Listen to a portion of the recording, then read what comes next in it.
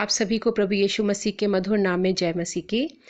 अपनी पिछली वीडियो में मैंने आपके साथ इस विषय पर बात की थी कि प्रभु यीशु मसीह में हमें कौन से अधिकार मिले हैं। और आज मैं जिस विषय पर आपसे बात करूंगी वो है कि प्रभु यीशु मसीह में हमारी क्या पहचान है। अगर आपने मेरी पिछली वीडियो को नहीं देखा है या नहीं सुना है तो मैं उसका लिंक डिस्क्रिप्शन बॉक्स में डाल दूंगी। आप उस लिंक के थ्रू आप उस वीडियो को देख सकते हैं, सुन सकते हैं। आज हम जिस विषय पर बात कर रहे हैं वो है हमारी आइडेंटिटी क्या है। जब हम इस संसार में रहते हैं तो हमारी पहचान के लिए कि हम कौन हैं, हमारे पिता का क्या नाम है, हमारी आयु क्या है, हमारे पास एक आइडेंटिटी प्रूफ रहता है। और यदि वो आइडेंटिटी प्रूफ हमारे पास ना हो तो हम कुछ भी नहीं कर सकते हैं। जो भी लीगल वर्क होता है वो हम कुछ भी नहीं कर पाते हैं। इवन एक देश की जो सिटीजनशिप है, जो नागरिकता है, उसको पाने के लिए भी हमें बहुत ज़रूरी है कि हमारे पास कोई आइडेंटिटी प्रूफ हो। और उसी तरीके से हम लोग जो प्रभु यीशु मसीह में विश्वासी हैं, हमारे पास भी एक आइडेंटिटी प्रूफ है परमेश्वर के राज्य में जाने के लिए।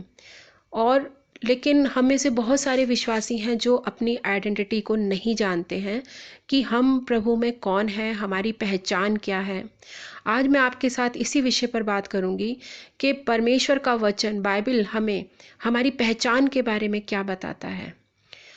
और हम इस बारे में जानेंगे कि हमारी प्रभु यीशु मसीह में क्या पहचान है।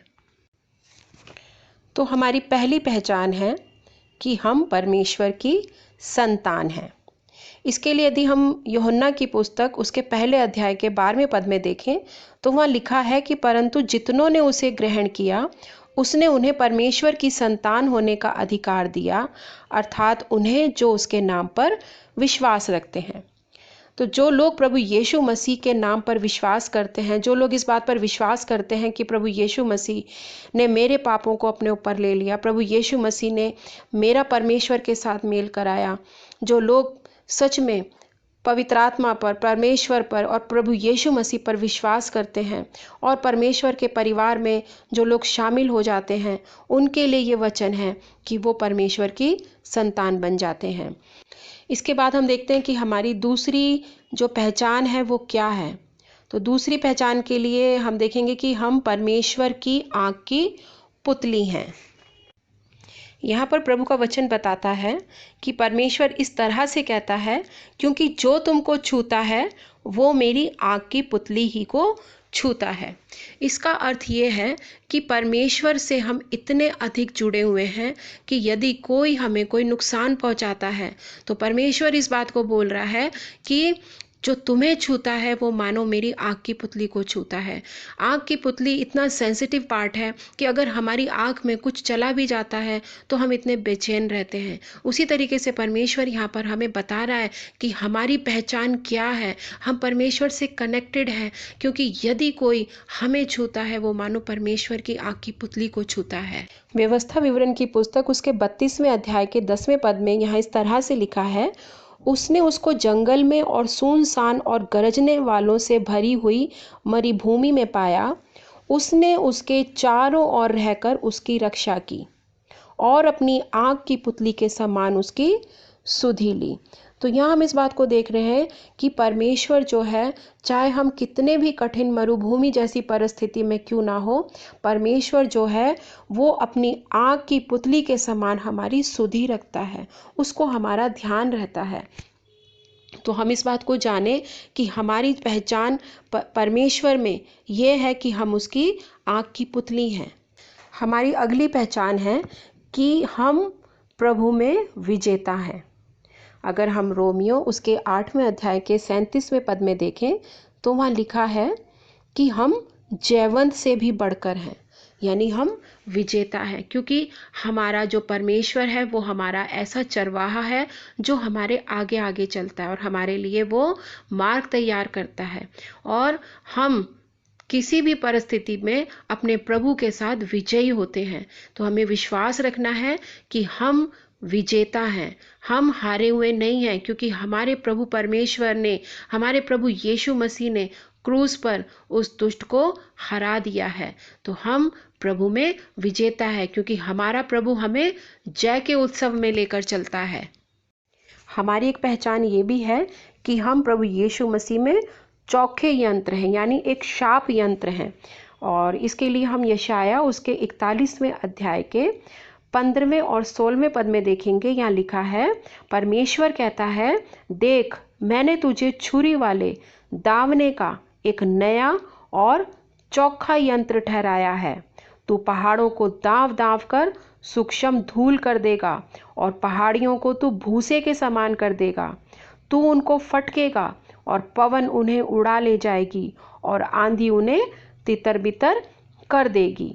यहाँ हम देख रहे हैं कि परमेश्वर ने हमें एक ऐसा यंत्र ठहराया है जो पहाड़ों को भी सूक्ष्म धूल के समान कर सकता है।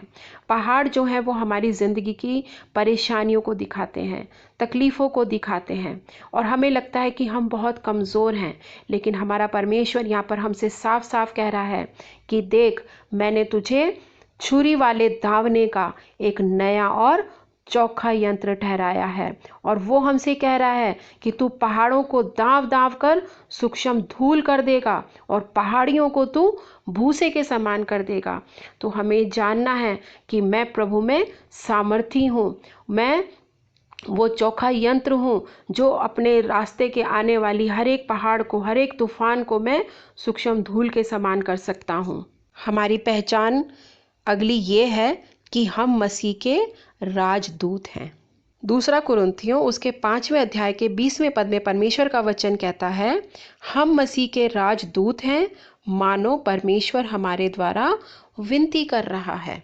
इसका अर्थ ये है कि एक राजदूत जो होता है वो जिस भी कंट्री का होता है वो उस कंट्री में नहीं रहता, बल्कि वो दूसरे कंट्री में रहकर अपने देश की कल्चर को, अपने देश की बातों को वो वहाँ रिप्रेजेंट करता है।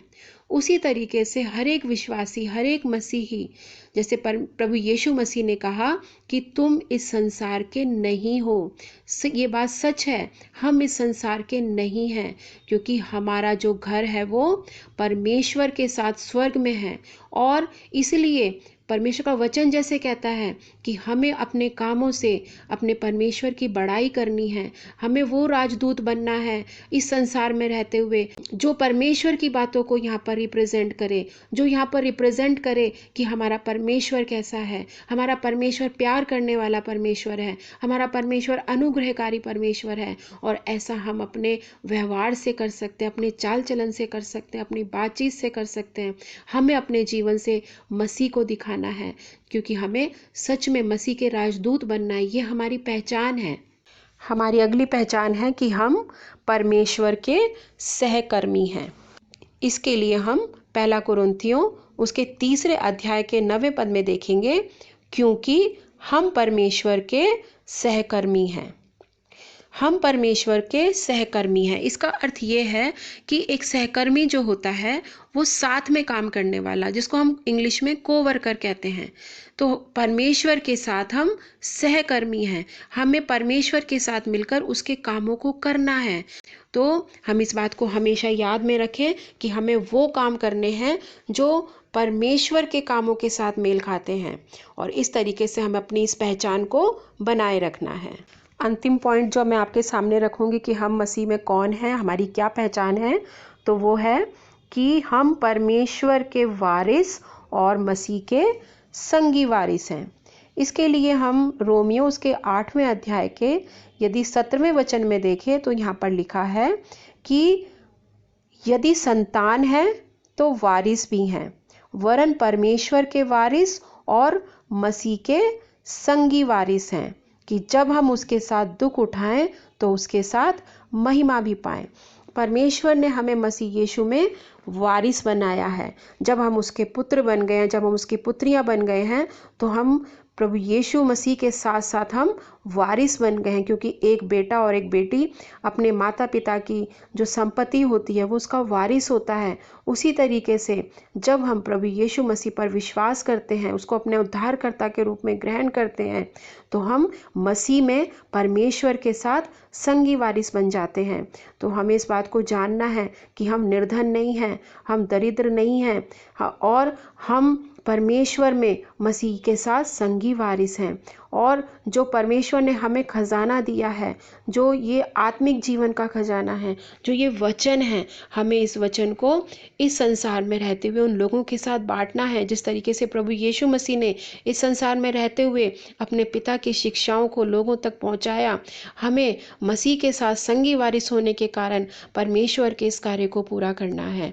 तो मैं आप लोगों के से यही कहना चाहूँगी कि हम लोग इस बात को हमेशा याद रखें कि हमारी पहचान क्या है, क्योंकि एक पहचान के बिना एक व्यक्ति का कोई अस्तित्व नहीं होता।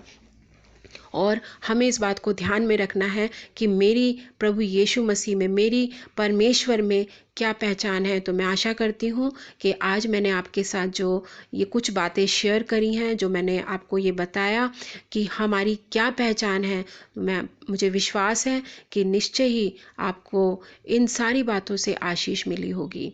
आइए हम प्रार्थना करें। हमारे स्वर्गीय पिता, हम बड़े धन्यवाद के साथ आपके पास आते हैं और आपका धन्यवाद करते हैं कि प्रभु जी, जब हम इस संसार में रहते हैं तो हमें ऐसा लगता है कि हम कुछ भी नहीं हैं, हम बहुत कमज़ोर हैं। लेकिन प्रभु, हमने आज आपके वचनों के द्वारा जाना प्रभु जी कि प्रभु यीशु मसीह में हम आपकी संतान हैं, हम आपकी आँख की पुतली हैं, हम विजेता हैं, हम वो चोखा यंत्र हैं जो पहाड़ और पहाड़ियों को सूक्ष्म धूल के समान कर सकता है। हम मसीह के राजदूत हैं, हम परमेश्वर आपके सहकर्मी हैं, और हम परमेश्वर के वारिस और मसीह के संगी वारिस हैं। हे पिता परमेश्वर, हम अपनी इस पहचान को कभी ना भूलें। और प्रभु जी, आपने हमें सामर्थ्य दी है, उस सामर्थ्य के द्वारा प्रभु जी हम आपके कार्य को प्रभु जी खुदावंद इस संसार में करने पाएं।